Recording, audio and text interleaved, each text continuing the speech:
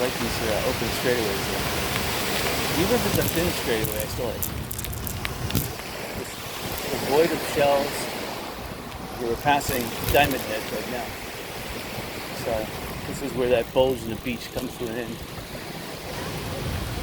But pretty much this is where the bulge in the beach is. So it comes to the next shore hereafter. It looks like a lot of the sand from Bodwich Point has washed down this way.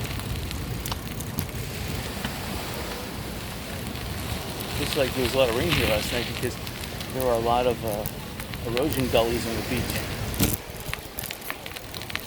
And in this area, we had a tremendous amount of rain. Some of the areas got 4 hours continuous rain, so definitely was flooded even here on the beach. So I can understand all these erosion gullies. You can see where deep water is, where it's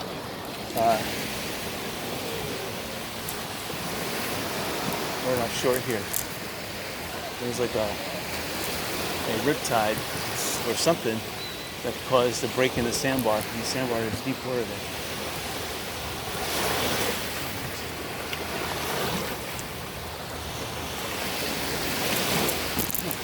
It's very bumpy at the beach. There's a lot of probably washed in seashells, seaweed. It's going to take a couple days for the bumps here to get knocked out. Maybe up to a week to flatten this thing back out.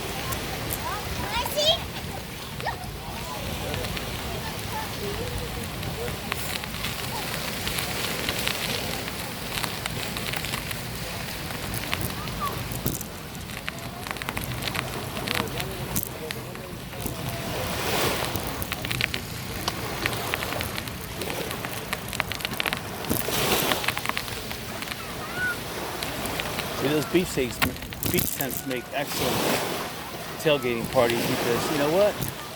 You got your cooler in the middle, chairs lining the outside, all your friends and family talking, chit-chatting. Probably the grill is just outside. You bring a portable grill, you bring the food, you're cooking up dogs, burgers, sausage, grilling that with some onions and peppers. Taking some of the exotic stuff. That's the way to live. And then running down the beach, playing some football. You got paddleball on the beach. Jumping in the surf. You get too hot. Sweet. It's better than going to a sports game, that's for sure. I mean, even tailgating at a sports game doesn't compare. But I have to admit, the tailgating of, let's say, international speedway, if you go to NASCAR races, or if you go to sporting events, it's really the tailgating is the most fun. So if you really think about it, tailgating is like going to the beach. So why pay to go to a ball game when you could they're about you're paying the same amount. You're paying for parking anyway. If you can find a spot you can get to on the beach, you can get to the beach and park. It's a safe spot. And the beach itself is nice, like Fort Myers Beach or Sanibel. And it's perfect. There's a lot of people, even if you want to share.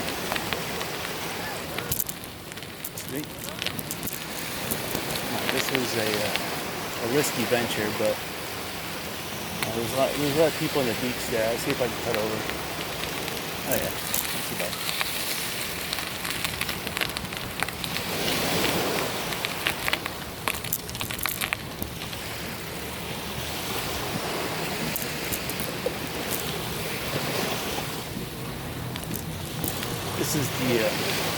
This is where that abandoned on Estero Boulevard. This is where that vacant church is. Not church. A vacant bank building is in the bend of the island right before you get to Fort Myers RV Park.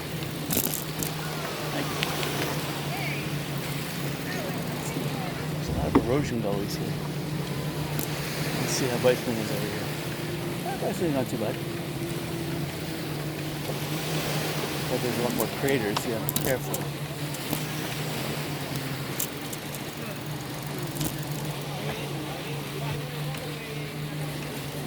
See? Oh, now we're hitting soft sand.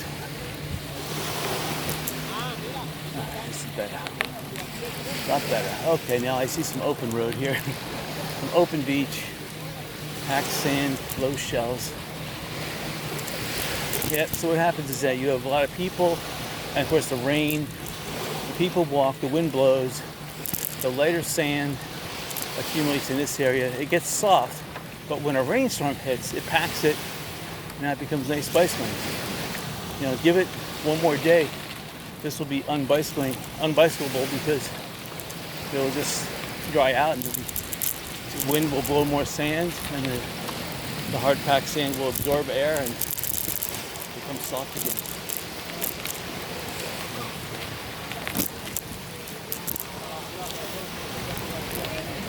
So this is the Fort Myers RV park right now. People are bringing everything out, including their dogs, which is nice.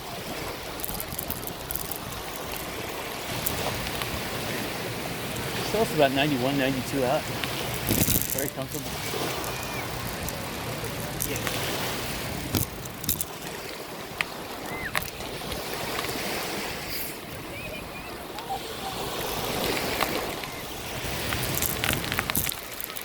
Yeah, with the amount of price of real estate going up, a lot of people are even contemplating retiring, living on boats. So they still need a dock unless they're going to anchor out in the water somewhere. Anchoring out in the water means they have to know someone who allows them to trespass their boat, or they're going to have to buy accessibility. That could be a little too much for some people. Unless you're fiscally, you want to retire and want to live on a rocking boat. A rocking boat though is not my lifestyle. I need to have a nice, I wake up too easy, so on a rocking boat, forget it. I need stability. So I'm a landlubber when it comes to sleeping at night. So, but I don't mind going out during the day on a boat. That's why you're going to have prices of real estate are still going to continue to rise, even if the rest of the country stabilizes. Even if Trump gets back in office, you know, there's people that have been holding out, waiting. Some of them can't wait any longer because they'll die. So they're going to be in the market looking for, again, the most expensive property, because some of those people, when you reach that certain age, you know, and you talk about a 40-year mortgage in banks, they're not really doing their due diligence. They'll sell to you 40-year mortgage, even if you're 60 years old. A lot of those people think, well, it doesn't matter. We'll take a full mortgage, even a balloon mortgage, and we'll just live in the house and pay simple interest, and they can't evict us, and bingo. So they live in a very expensive house on the water, even if it's on the bay or the river, as long as they have their boating access. So, yeah, this beach has incurred a lot of sand has been pulled out to the sandbar from last night. So it's got to rebuild itself, because this beach used to be wider down here. And all these rainfall gullies have been created. The good thing is that it uncovers a lot of seashells, and it actually strengthens the beach a little bit, because there must have been an extremely high tide and it washed a lot of sand back towards the, away from the beach. So you need that beach building effect too. But now, the beach is squished a little bit. We're probably not going to come back this way, because we'll probably come back on the road. We're going to go all the way down to Publix again, as I normally do. It's still a ways away. Probably if it was extreme low tide and that sandbar was exposed. then no problem, I'd come back. But if I get down to Publix and I see a sandbar exposed, then I'll make the determination that I'll come back on the sandbar, because that sandbar is just a little bit higher than I would prefer the bicycle. And the problem with the sandbar that high is you don't know, because there's not enough wave action to pack the beach. All the air may be out, but it's that pounding of the waves that actually, it's like when you prepare bread or pizza dough, sometimes you have to roll it, you have to pound it. And when the waves don't crash in directly. Oh, thank you. Little boy, he took the liberty to stop and let me go. It was nice. I would have stopped. That was nice. I saw him. All right, now we have another little area of. So most of the songs I hear on the beach are country. I heard a couple hard rock earlier. Those are elderly people playing the 1970s. Hello.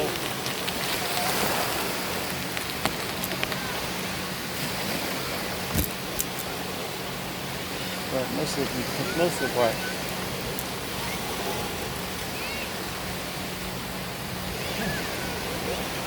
I said temperature went up to 93. Only because I feel a breeze now, and it's a hot breeze hitting. Very humid, hot breeze. Could be a downdraft from a cloud above, or it could be the foray. So, okay, now I just got a cool breeze. So I think a downdraft hit warm air, pushed it towards me, and now I'm getting a cold air from the downdraft. So it could start raining any minute.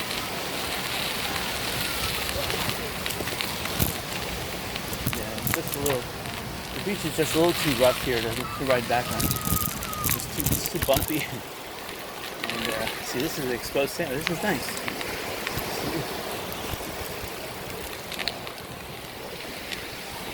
There's too many of these erosion gullies.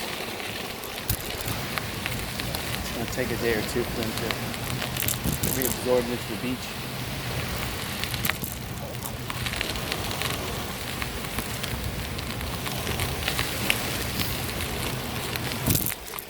One thing you always have to remember when you go out bicycling is you're riding on two tires.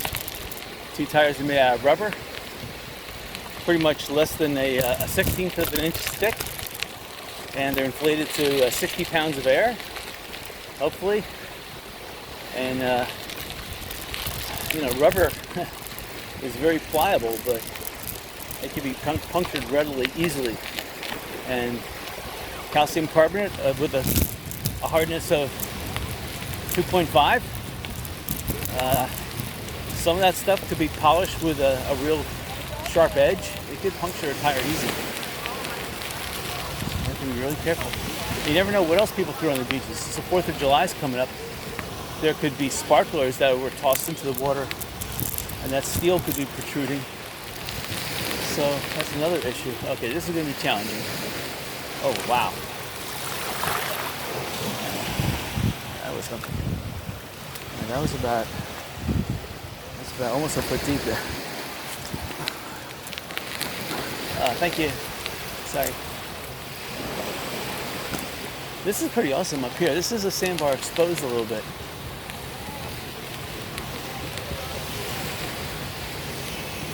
Yeah, I put my sunblock on earlier. Now the sun's out.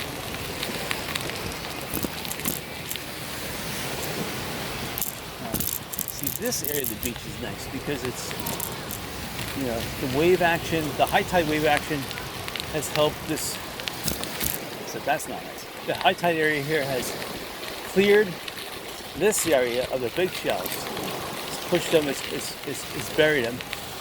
And the lighter stuff came to the surface, which is not that dangerous, the bicycle tires. And people are not wanting to put their chairs on this area because there's too much seaweed and still some water, and I think it's going to be low. A wave may crest this area. And there's no gullies here because the tide again has, in the past 6 hours, has cleared the erosion gullies in this area and flattened them out. Not until today's heavy monsoon rains.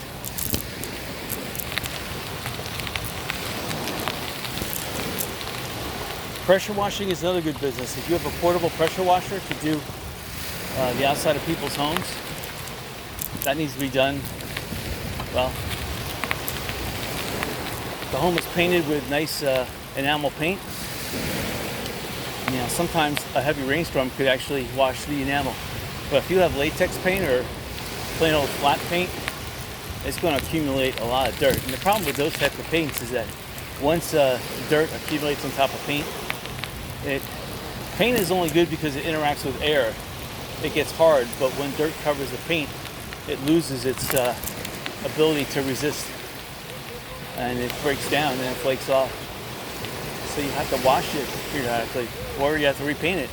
And paint right now is ridiculously expensive, so the cost of one can of paint technically is almost the cost of pressure washing for a half hour. So a half hour, they could almost do one side of the house. So, you know, if you think about it, a pressure washer business is good. You know, and plus it cools you down because the mist is hitting you. You're getting cooled down. It's a natural air conditioner. Wow, that's a big dog. That's a big, great thing. Oh yeah, definitely this is the place to bring the puppies. Puppies love it. They have a big smile on their face when they come here. They really just want to be unleashed. They would really, like at the dog beach, people do take their dogs, unleash them, and it's awesome to watch dogs congregate, form packs, run around, have fun, and then they disband. They form new packs, almost as if they're practicing leadership. It's pretty awesome. But they're all having a good time. You see the puppies with big smiles on their faces. They're not out there to harm any other dogs. I mean, some of them, you know, it's that playful nipping that the dogs do, but also caught me.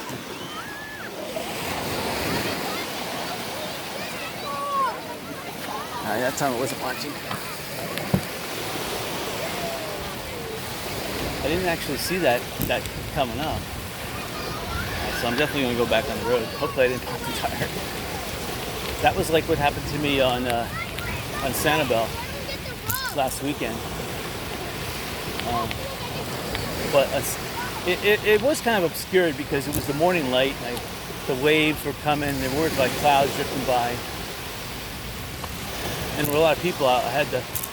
My vision wasn't solely straight ahead of me down looking for the tires. But that was the perfect bike trap. I couldn't see it coming. All right, so we're at Publix right now. Right. Let's see. I think here there's like little steps. It leads right to a parking lot. It's good accessibility to leave.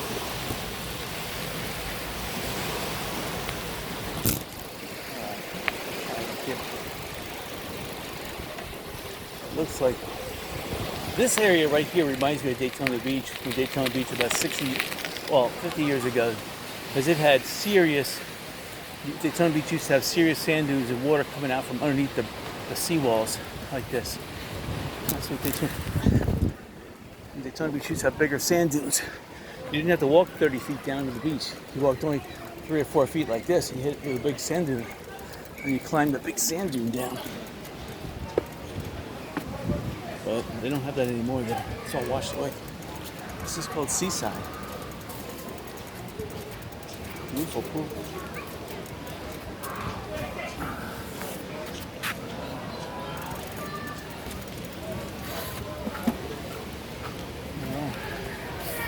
See, people prefer to lounge up here in the grass so you don't get overly sandy. And plus, you won't attract that sand into your apartment.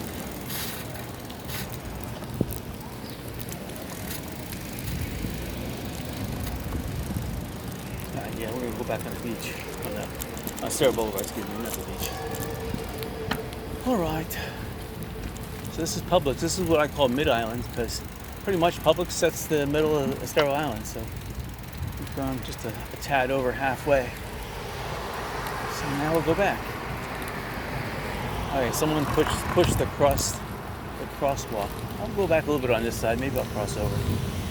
Because I'm technically on the wrong side here.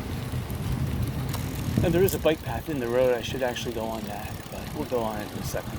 Let some cars pass. Right. Like we'll see now before. Oh no. Just a little bit. White caps. That's new. That's totally awesome. I like how they made it really tall. The sad thing is that you can't drive like an RV and park it in there. That would be the best sales point. You could drive an RV and park it in the middle, but there's no way to navigate one once you the corners it's too tight turns. So it's sad. Now if they could design a wheel system on an RV that could rotate 90 degrees and you could turn 90 degrees, so that would be sweet. Yeah, we'll bicycle on the road while we have the bike path there. Sure, why not? This way we're not infringing on pedestrians like I see coming up. Alright, I guess I get upshift.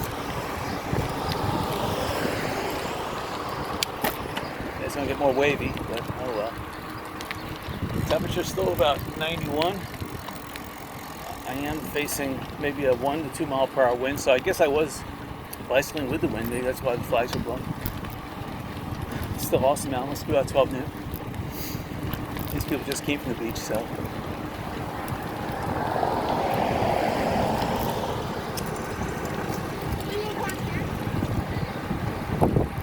The house right to the right of me is for sale.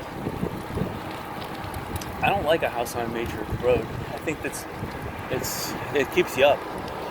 But on the same token, if it's just a vacation rental,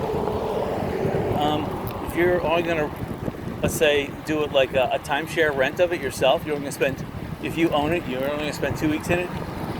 If you're gonna be out at the beach every single moment, and you're gonna be burning calories, you'll be bicycling, you'll be beaching. That's really all there is to do here at Fort Myers Beach. I mean, there's a little sea park here, but yeah, you can go driving too. There's not really boating, golf, beach. Yeah, tennis is like a dying sport. People do pickleball now.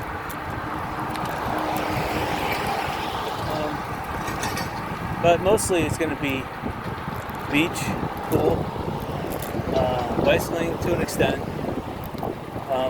golfing and boating. Those are the big, and really with boating, you're not going to get that much exercise in. Golfing, a little bit. Beach, oh yeah. Walking, running on the beach, sure. Going in the surf, diving, it's a physical activity, especially if you're with children. They're going to burn a lot of energy, and that energy burn, you're going to need to burn the same amount to keep up with them. So by the time you go to bed at night, even if there is a lot of traffic, see, every little piece of property on the water here, it's for sale. A lot of developers have bought these things out. They know if they buy these homes for $1 million and they put up a brand new house, and that brand new house, they could spend $1 million to fix it up, and they could easily sell it on the water. Easily. All these homes, they're just waiting for these homes to become available. Now, that's on the left-hand side. Right-hand side, good luck. Those are builder dreamers or builder wannabes, and they don't understand that if it's not on the water, you're going to have a good time trying to rent that one out and trying to sell that one for top dollar. It's going to take a long time. But the homes on the left, they sell themselves. They have the beach access. I mean, taxes alone, you'd be paying minimum. Even if you could transfer if you're a Florida resident and you have an existing homestead and the taxes are less, yes, you could transfer it to this house, and yeah, it has to go through if it's going to be your primary residence. So those people are going to make out like bandits not paying tax, but the people that are moving to Florida, you're looking at $15,000 minimum more like 30,000 plus per year in taxes, probably more. Because the county governments know they could rip you off, and that's the bad thing about taxes. Property taxes, doesn't matter where you own. The government shouldn't have their hand in every single transaction. That's communist. There should be no property taxes. There should be no income taxes. There should just be a really minute, small national sales tax that's not excluded from anything. So everything is taxed. And I would say the sales tax should be no more than 1%. And maybe for those areas of the country that are deemed cities, but they can't be sprawled. They have to be dense.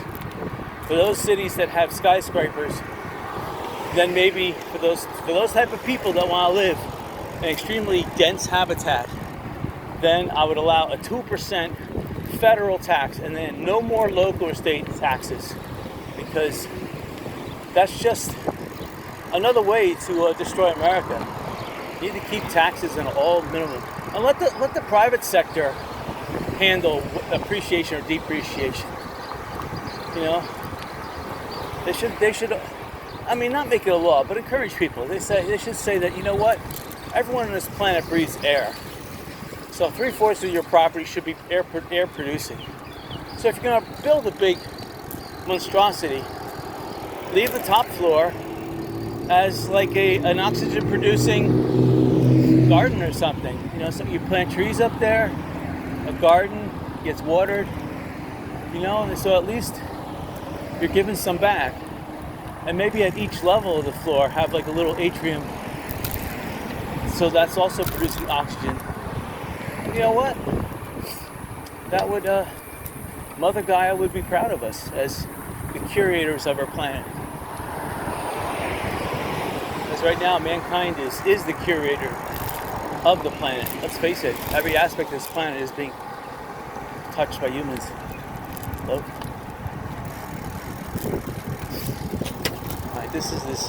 This church, we'll call it a church. This bank has been abandoned for the longest while. I love this bank. These bushes, just remove the bushes, put little tiny bushes in its place. I mean, it could be opened up tomorrow. And it's an excellent place for a real estate office, mortgage brokerage, even as a bank. They can squeeze gas pumps in there. It would make for an excellent gas station, because they need gas stations here now too. That's another business that they really need.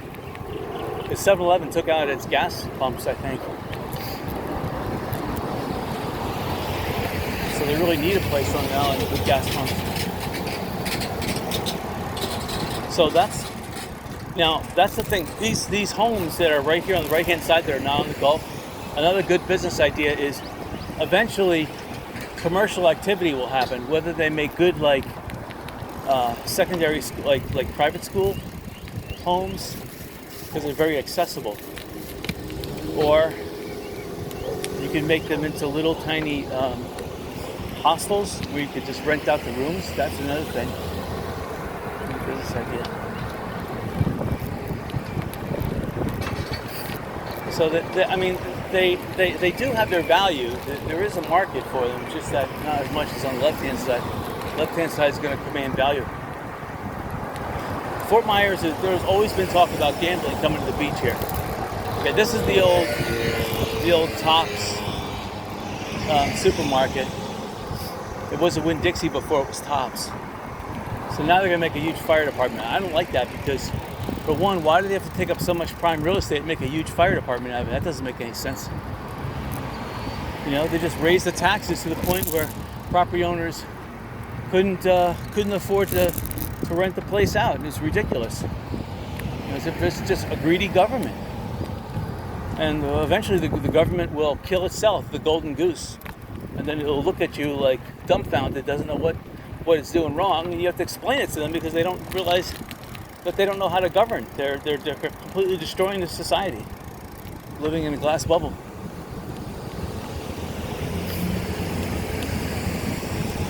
All right, this is good property here. I don't know who owns this lot, but it's got to be owned by the county because That's very expensive rock that they put there. I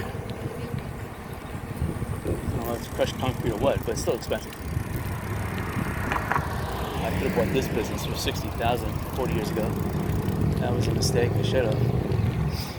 It's one of the few businesses that's got nicely paved driveways. I could have bought most of these businesses 40 years ago. But that's the thing, you know, you have to have, if I had a real estate business going 40 years ago, I would have been so wealthy, unbelievable. Well, what are you going to do, you know? You have to live for today and dream about tomorrow. You can't dwell in the past. This used to be, first it was a 7-Eleven, then it was a Lucky 7. They turned the 7 upside down. Now it's nothing.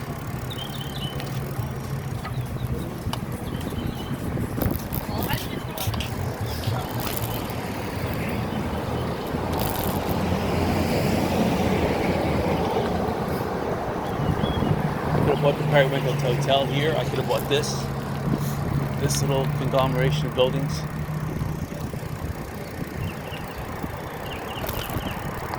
I always wanted to buy this place.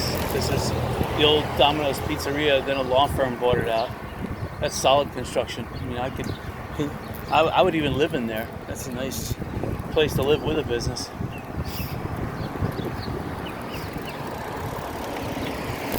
And the key is, well, in real estate, it's best to have a spot where you can put a road sign up. A road sign for real estate is highly valuable, especially one with your phone number and website and possibly email address. Website is fine. If you just have your phone number and the website, that's ideal. Of course, you have to have your name, your licensed real estate broker, and your and the business name, of course. This is a nice shopping center. It becomes vacant though often. So this is a nice, coming up on the right. This is a nice little. It's the Leaky Tiki. It's a nice little congregation spot. See it during the day. There's a couple of people up by the bar.